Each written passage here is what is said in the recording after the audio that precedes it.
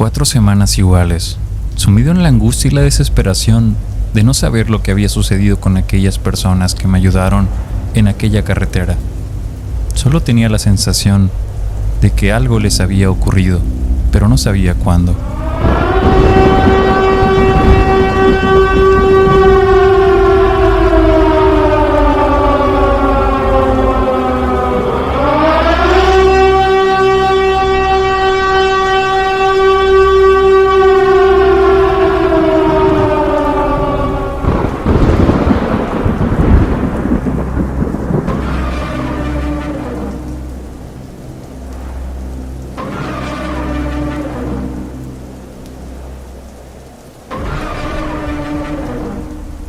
Hasta hace muy poco, yo trabajaba en una fábrica en la ciudad de Monterrey y viajaba los fines de semana a una ciudad en el estado de San Luis Potosí a ver a mi familia.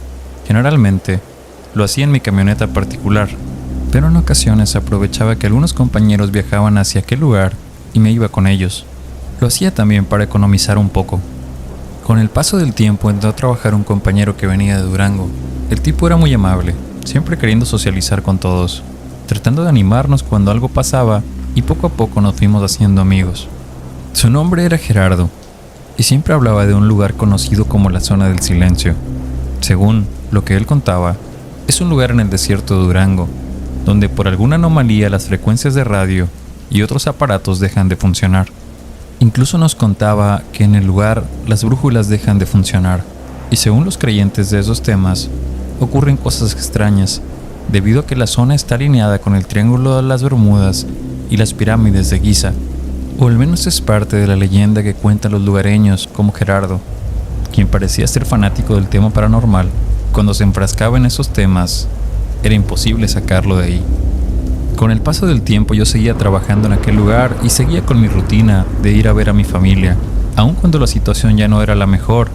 Mi mujer parecía ya no estar interesada en la relación, y con el paso de las semanas descubrí que me era infiel con alguien más. Hice de todo para salvar mi matrimonio, pero al parecer la distancia era lo que terminó por acabar con todo. Gerardo me dijo que iba a irse de la fábrica, que le habían ofrecido algo mejor en la frontera y que tenía que ir a Durango a la fiesta que le harían de despedida. Acepté, pues necesitaba salir de mi rutina y comenzar a buscar experiencias que me ayudaran a olvidar mis problemas personales. Recuerdo que una noche, mientras hablaba con mi mujer, ella me había comentado que una de mis hijas estaba teniendo pesadillas y que la maestra le había dicho que posiblemente todas esas pesadillas eran relacionadas con la separación de nosotros. Le dije que teníamos que buscar la forma de llevar la separación de manera más amistosa, sin involucrar a las niñas en eso, y ella aceptó. Por recomendación de la psicóloga de la escuela de mi hija, mi mujer y mis hijas pidieron hacer un viaje, juntos, una especie de viaje para poder hablar con ellas y explicarles el porqué de la separación. Les dije que yo ya tenía planeado un viaje a Durango para despedir a Gerardo. Al despedirse de la empresa y de mí, me dijo: "Te espero en Durango". Yo solo alcancé a decirle: "Ahí estaré, y de paso conoceré la Zona del Silencio". Gerardo solo sonrió. El día del viaje llegó, y mi familia me había alcanzado en la ciudad de Matehuala. Digamos que es un punto intermedio entre San Luis y Monterrey. De ahí emprendimos el viaje a Durango. En el camino mi hija me iba contando uno de sus sueños. En ella estaba completamente sola en una montaña, y 2 hombres sin cara se acercaban a ella queriéndola atrapar. Ella, por más que corría, no los perdía. Los hombres en 2 pasos ya estaban de nuevo atrás de ella. Lo siguiente que recordaba era a mí lleno de sangre y arrastrándome en la tierra gritando un nombre.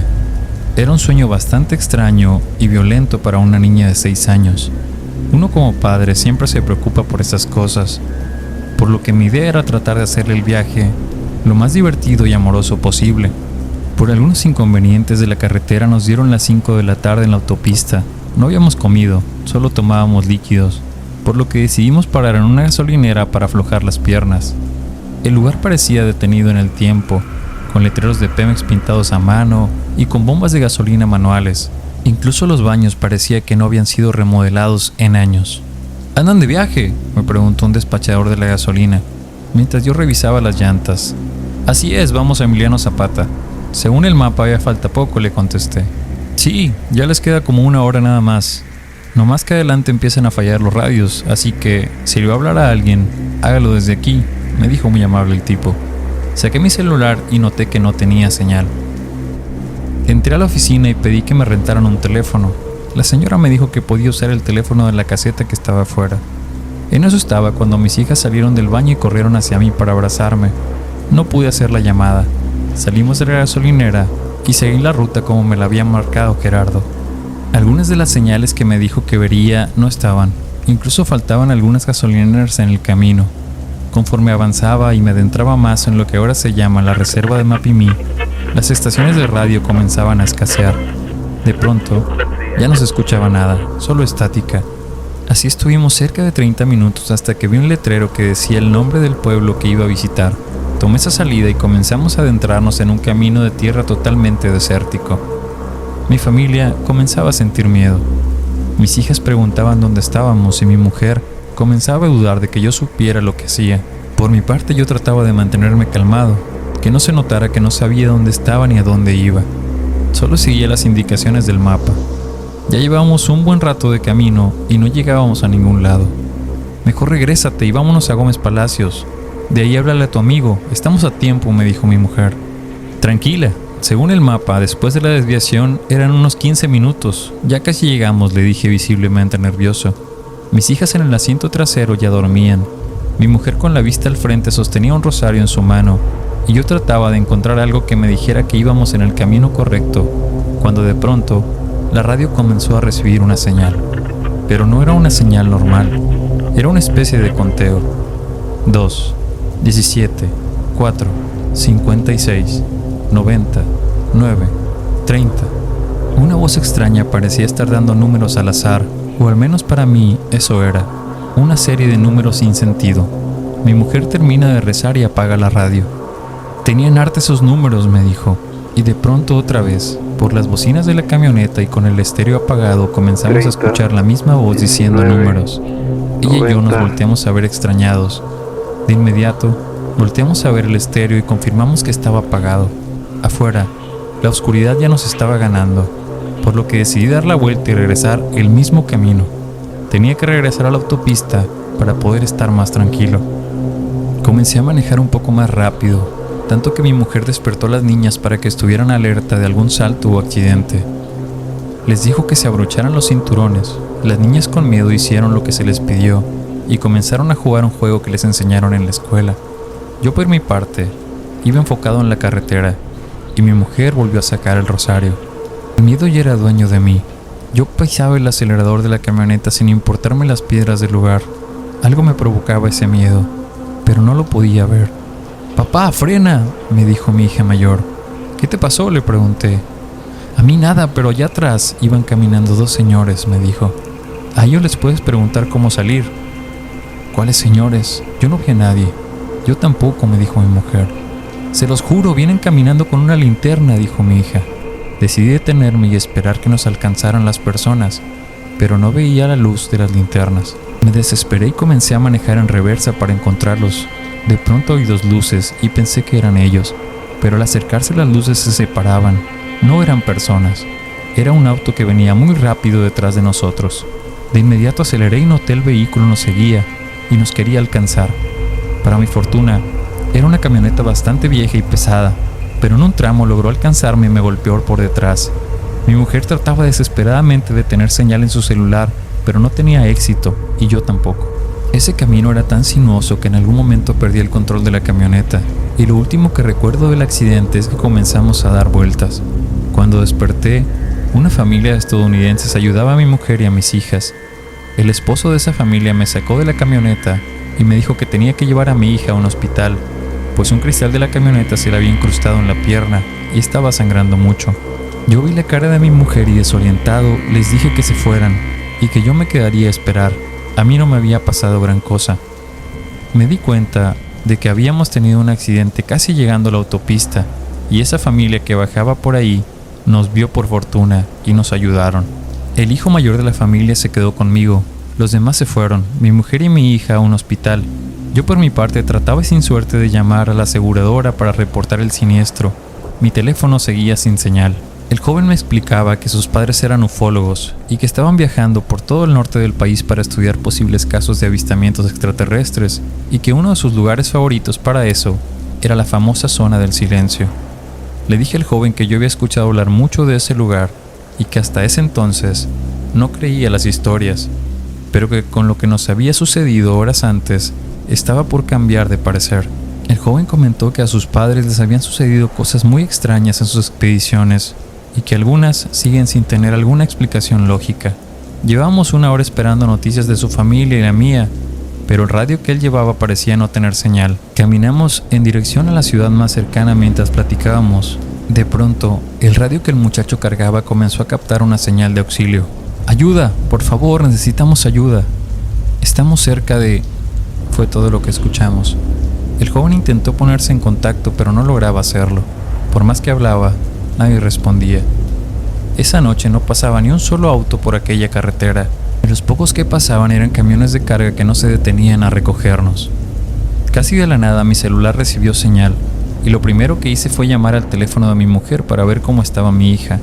La operadora me decía que el teléfono al que había llamado no existía. Intenté llamar a Gerardo y pasaba lo mismo. Voy a apagar y volver a prender el teléfono, le dije en inglés al joven. Es muy pequeño, tal vez por eso no recibe señal, me dijo él, sin quitar la vista de mi teléfono. El celular tardó más de lo normal en reiniciar. No lograba captar ninguna señal en aquella zona. Me desesperé y decidí pararme enfrente del siguiente camión que pasara. Para mí era urgente saber de mi familia y el muchacho también estaba preocupado. Cerca de 20 minutos de caminata después, un camión de pasajeros se detuvo y nos subió. Le dijimos que íbamos a Gómez Palacio. El chofer nos dijo que nos dejaría en la entrada de la ciudad porque él no podía transitar por dentro. Igual agradecí. Más adelante pasamos por la gasolinera donde me detuve con mi familia y vimos el vehículo de la familia del joven que nos había ayudado. Ellos nos explicaron que habían tratado de comunicarse con Andrew, el joven con el que yo estaba, pero que la señal se mezclaba con otra señal muy extraña. Mi familia estaba bien y a mi hija la iban a coser de la pierna. Me dijeron que no era grave y que ellos no podían llevarme porque tenían que llegar a Hidalgo del Parral y ya habían perdido mucho tiempo en la carretera. Intenté pagarles por su ayuda, pero no aceptaron. Les dije que mi celular estaba sin señal y que si me prestaban el suyo para hacer una llamada. Se vieron entre ellos de manera muy extraña y dijeron que no tenían celulares, pero que podían dejarme su radio para intentar comunicarme. Con gusto acepté el radio y me despedí de ellos. Cerca de 3 horas después, pude llegar a Gómez Palacio. Me dirigí al hospital al que me habían dicho los gringos y me reencontré con mi familia. De Gerardo no sabía nada. Ya en el hospital noté que mi celular volvía a tener señal. En ese momento comenzaron a llegarme un montón de mensajes de mi mujer. También llegaron mensajes de Gerardo, incluso de compañeros del trabajo, diciéndome que necesitaban que el lunes estuviera por un asunto urgente. Llamé a Gerardo para decirle todo lo que había sucedido. Le conté que nunca vi las referencias que él me había dado y que un vehículo nos había seguido en el camino desértico que supuestamente nos llegaba a su pueblo. Gerardo solo escuchaba mi historia, pero no decía palabra alguna. Le dije que el celular no recibía señal y que una familia norteamericana nos había ayudado. Mi amigo esa noche se ofreció a irme a alcanzar a Gómez Palacio y al cabo de algunas horas llegó. Esa noche buscamos un hotel en la ciudad para que mi familia descansara. Gerardo y yo nos salimos a la carretera porque tenía algo que mostrarme. Tomamos la misma autopista y comenzamos a manejar con rumbo a su pueblo. La carretera era totalmente diferente. Aunque era la misma, bodegas, gasolineras, incluso bancos y una caseta. Yo no había visto nada de eso cuando pasé por ahí. La gasolinera donde me detuve con mi familia ahora era moderna y tenía un Oxxo, ahí mismo. Incluso la salida para el pueblo de Gerardo era diferente. Comencé a temblar de los nervios. Mi amigo solo se detuvo en la carretera y me puso una mano en el hombro. Algo pasó con ustedes. Y posiblemente no sepamos qué es. Pero te creo, me dijo Gerardo. No estoy mintiendo. Mi familia tampoco mentiría con algo así, le contesté. Lo sé. Por eso te traje a que vieras la carretera. Estábamos hablando cuando de pronto comenzamos a escuchar una voz que gritaba por auxilio. Todo lo decía en inglés. No era la radio del coche de Gerardo. Era el radio de mano que me habían dado los gringos antes de irse. Le subí el volumen y traté de obtener mejor recepción. El aparato seguía emitiendo ruido de estática, pero entre ese ruido se podían escuchar gritos de las personas que conocí. ¡Auxilio! ¡Alguien venga a ayudarnos! Algo está fuera de nuestra camioneta, gritaba una mujer en inglés. De pronto, se dejaba de escuchar cualquier voz y lo único que Gerardo y yo escuchábamos eran ruidos como de fierros. De pronto, de nuevo escuchábamos voces y gritos. Estos radios son viejos, su alcance no debe ser muy largo. Seguimos por la carretera, puede ser que los encontremos, si es que tuvieron un accidente, me dijo Gerardo. Pues vamos ya, ellos me ayudaron con mi familia, al menos quiero devolverles el favor, dije algo nervioso. Avanzamos cerca de 15 kilómetros y no vimos absolutamente nada. Uno que otro tráiler y vehículos, pero no había señal de ningún accidente, y tampoco se recibía señal del radio. ¿Te dijeron a dónde iban?, me preguntó Gerardo. La verdad no, solo sé que estaban viajando porque los papás eran aficionados a la ufología, querían atravesar la zona del silencio. Gerardo se detuvo a un lado de la carretera y se me quedó viendo fijamente. Me puso la mano en el hombro y me dijo: ten en cuenta que lo que te voy a decir va a sonar descabellado, pero hazme caso y guárdate esto para ti. Las personas que viste y que te ayudaron no están aquí. Sácale las baterías al radio y busca una fecha de fabricación. Seguro es un radio viejo.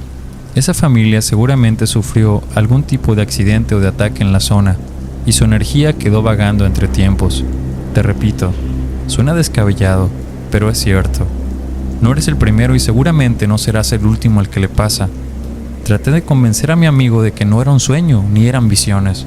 Todos eran reales y la prueba era mi familia y la radio que aún sostenía. Te creo, me dijo, como le creo a mi padre cuando me cuenta la historia de una avioneta estrellándose en el desierto y ver salir a 3 hombres caminando de las llamas. ¿Sabes cómo es que le creo? Uno de esos hombres llegó con mi padre a la casa a hacer una llamada telefónica para avisar del accidente. Habló con la empresa y dio las coordenadas. Los otros 2 tipos esperaban cerca del lugar del accidente. El hombre bebió agua de un vaso, se quitó la camisa sucia que traía y se fue con una playera de mi padre. Cuando mi padre regresó al lugar del accidente en la camioneta, el hombre se bajó y caminó en dirección de los otros 2. La avioneta no estaba y tampoco había rastros de que hubiera existido un accidente en el lugar. En un abrir y cerrar de ojos, aquellos hombres no estaban. El vaso en el que aquel hombre tomó agua sigue en la casa, su camisa sucia también. El número de teléfono que marcó existe, pero pertenece a una fábrica de ropa en Chihuahua. Lo que nunca volvimos a ver fue a los 3 hombres del accidente y a la avioneta. Me quedé pasmado con la historia de Gerardo. Intenté reaccionar, pero antes de que yo pudiera decir algo, cerró su historia con un simple: el tiempo en esta zona pasa de manera distinta. Nadie lo entiende. Solo aprendimos a vivir a ese ritmo. Mi familia y yo regresamos a casa y después de varios días decidí que tenía que investigar qué era lo que sucedía ahí. Aún hay poca información del lugar. Nada me disipa las dudas, pero las personas del lugar cuentan que han tenido contacto con personas extrañas o eventos que no tienen explicación. Algunos hablan de seres extraterrestres, otros hablan de energía, otros simplemente dicen que son los espíritus del desierto, confundiendo a los que quieren apropiarse del desierto. Con el tiempo, fui dejando ese tema por la paz. Terminé separándome de mi exmujer, aunque siempre me mantengo cerca de mis hijas. La vida marcha bien, no perfecta pero bien, hasta que comenzaron las alertas. Cada cierto día, el radio de mano viejo que me regaló esa familia comienza a captar una señal, y siempre es una señal de auxilio. Gritos de desesperación que se repiten una y otra vez, hasta que de pronto se pierde la señal. Tal vez nunca sabré qué pasó con esa familia, ni tampoco cuándo, pero estoy seguro que siguen por ahí, repitiendo una y otra vez su tormento. Gracias por acompañarnos en este relato y recuerda darle a la campanita, suscribirte, comentar y decirnos si quieres que hablemos de algún tema en particular o si quieres compartirnos tu historia, puedes compartirnosla al correo relatosenbreve@gmail.com. Nos veremos la siguiente vez que te traigamos un relato en breve.